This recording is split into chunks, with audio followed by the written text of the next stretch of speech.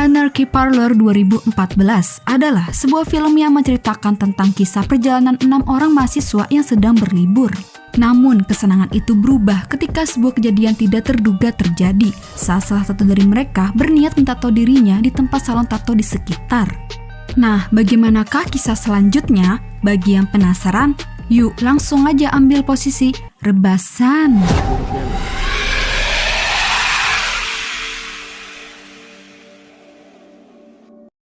Film ini diawali dengan memperlihatkan keramaian suasana tempat hiburan malam. Terdapat 6 orang remaja tengah asik abok sambil mengobrol satu sama lain.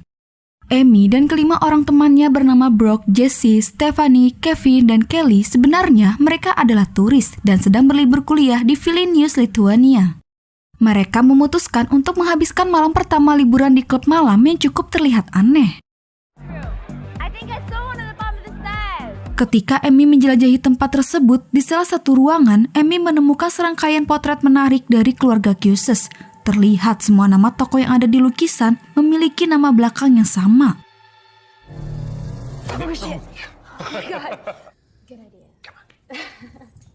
Setelah semuanya kembali menikmati hiburan, salah satu teman mereka, Brock, berkenalan dengan seorang wanita seniman tato yang agresif bernama Uta. Terlihat Uta tidak canggung ketika berjoget bersama Brock dan teman-temannya. Lalu, saat Uta ngobrol dengan Amy, Uta meyakinkannya bahwa Amy bisa mendapatkan tato dari guru Uta yang tak lain adalah seniman tato yang sangat terkenal. Membuat Amy penasaran, Amy ingin sekali ditato olehnya. Akhirnya, Amy bersama Brock dan dituntun oleh Uta pergi ke salon tato gurunya. Sementara keempat temannya memilih tetap tinggal di klub dan memutuskan untuk beristirahat di hotel. Setibanya di tempat tujuan, Uta memperkenalkan gurunya yang biasa dipanggil The Artist. Sama seperti Uta, tubuh artis dipenuhi tato yang sangat keren. Di sini, karena Amy yang ingin ditato, Uta membawa Brock ke ruang bawah tanah untuk bersenang-senang. Sementara Amy dan artis berdiskusi untuk tato mana yang ingin dipilih. Dan artis menjelaskan satu persatu makna dari sebuah tato. Namun tanpa sepengetahuan Amy, artis memberikan minuman yang sudah dicampur obat. Akibatnya selama proses pentatoan, Amy merasakan ngantuk dan akhirnya tertidur.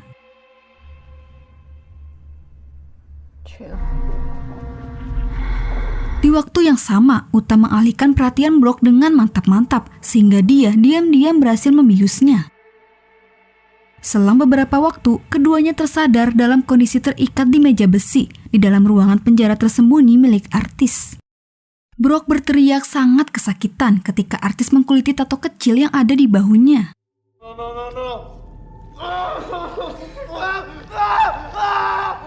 Tidak sampai di situ saja, artis memotong kuping Brock sebelah hanya untuk memberi makan guguknya. Sementara Amy berteriak histeris ketika dia dipaksa menyaksikan penderitaan yang dialami Brock. Sambil menjelaskan, disinilah momen yang paling penting atas penahanan mereka berdua. Artis tak tanggung-tanggung mengkuliti seluruh bagian kulit punggung Brock hanya untuk dijadikan kanvas lukisan dari kulit manusia hidup.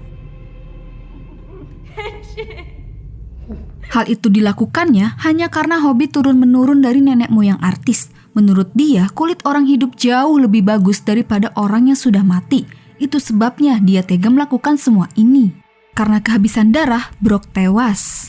Setelah itu, artis tidak mengkuliti Amy, melainkan dia malah mentato mata sebelah kiri Amy. Tujuannya seperti memberi tanda kepada Amy yang belum tahu maksudnya. Di keesokan harinya, keempat teman Amy, Jesse, Stephanie, Kevin, dan Kelly menyadari bahwa Amy dan Brock tidak pulang ke tempat mereka menginap bersama di hotel. Dalam perundingan singkat, mereka memikirkan kemana Amy dan Brock pergi. Mengingat semalam mereka bilang mau pergi ke tempat tato, akhirnya mereka memutuskan untuk mencari keduanya di tempat tato terdekat. Namun di tengah perjalanan, Jesse menyerang kelompok pemuda jalanan ketika salah satu dari mereka mengejeknya. Kemudian pencarian pun dilanjutkan dan secara kebetulan mereka menemukan salon tato The Artist. Di sana artis keluar dan memberikan keterangan bahwa setelah Amy mendapatkan tatonya semalam, Amy dan Brock sudah pulang.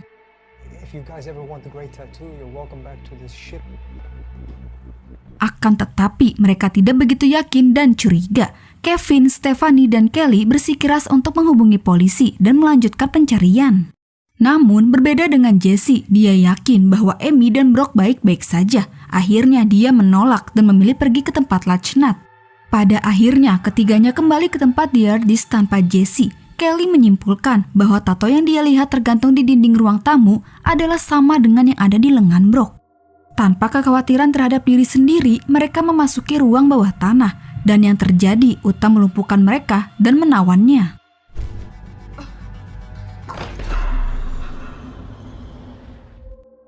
Stephanie menjadi korban kedua artis untuk dikuliti. Tetapi karena kulitnya tercemar akibat tanda lahir, artis memberikan Stephanie kepada Uta sebagai subjek pembelajaran cara mengelupas kulit.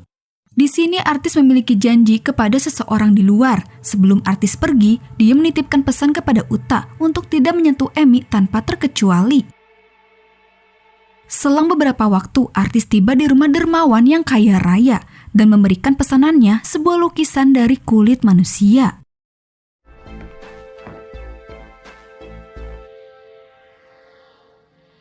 Sementara di ruang bawah tanah, Uta gagal dan malah membunuh Stephanie. Ketika waktu sudah malam, Uta kembali ke ruang bawah tanah dan mencoba bermain-main dengan tawanan. Terlihat Kevin dalam kondisi sekarat. Saat Uta lengah, Kelly berhasil membuatnya pingsan dan melarikan diri untuk meminta pertolongan. Tapi apesnya, dia malah dikejar pemuda jalanan yang ingin membalas dendam.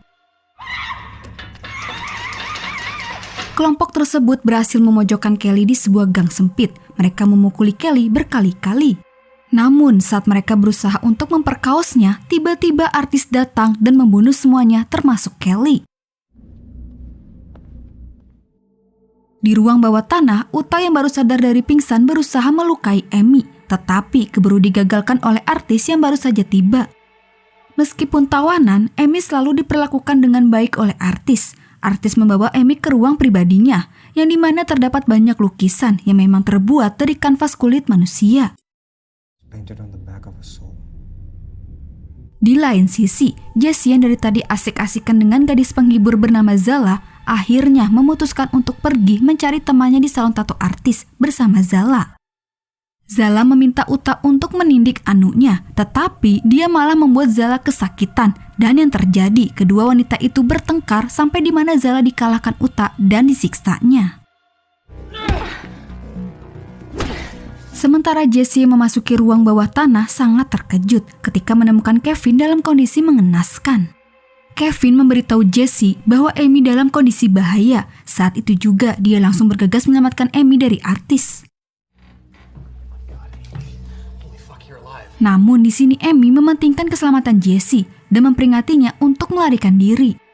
Tapi tiba-tiba keluar sebuah ucapan dari mulut artis yang memanggil Jesse sebagai Antonius. Di sini semuanya terungkap bahwa Jesse alias Antonius berasal dari garis keturunan keluarga Cusses, dan keluarga Cusses sudah berabad-abad menjadi klien setianya artis. Ayahnya Jesse bersikeras untuk membuat potret dirinya sebagai bagian dari tradisi keluarga.